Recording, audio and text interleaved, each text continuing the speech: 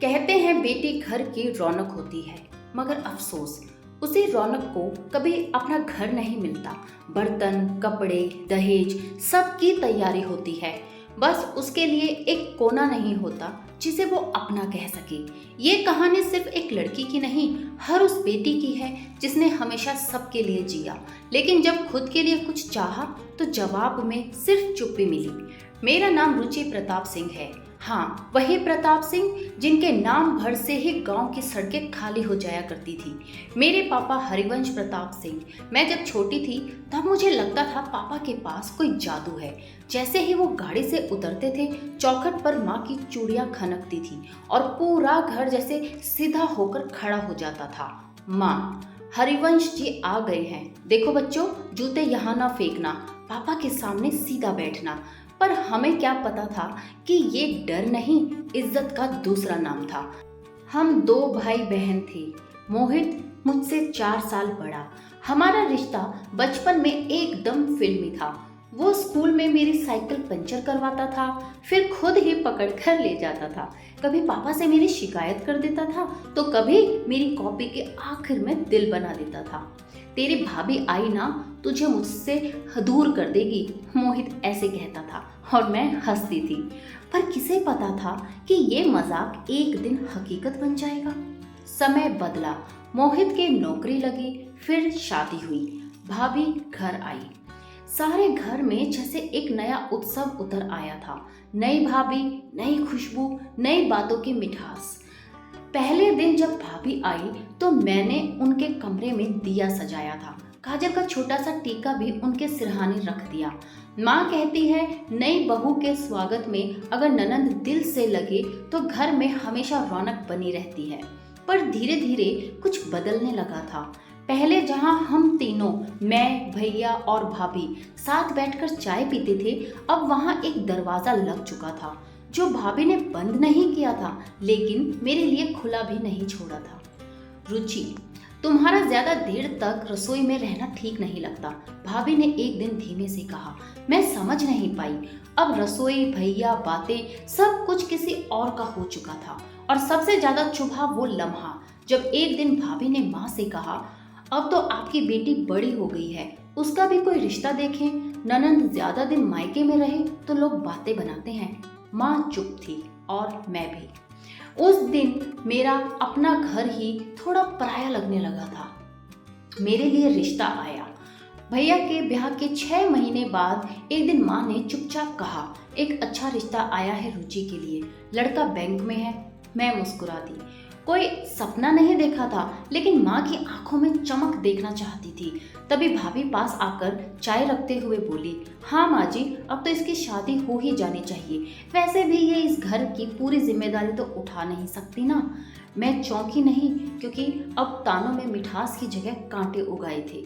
माँ ने लड़के वालों को बुलाया और पूरे घर में जैसे हल्की सी सरगर्मी सी छा गई। मैंने अपनी वही हल्के गुलाबी सूती साड़ी निकाली जिसे माँ ने कहा था, इसमें तो सबसे सुंदर लगती है। तभी भाभी पीछे से आकर मुस्कुराई और बोली, बस यही साड़ी पहनो।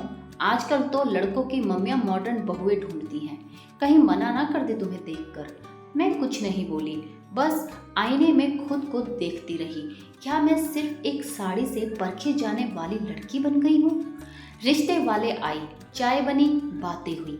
मैंने जितना कम बोला, भाभी ने उतना ही ज्यादा हंस हंस कर सबके सामने बातों को मोड़ने की कोशिश की। भाभी बोली, रुचि थोड़ा चुप रहती है, लेकिन काम में हाथ जरूर बटा लेती है, बस कभी कभी बातों में टाइम लगाती है।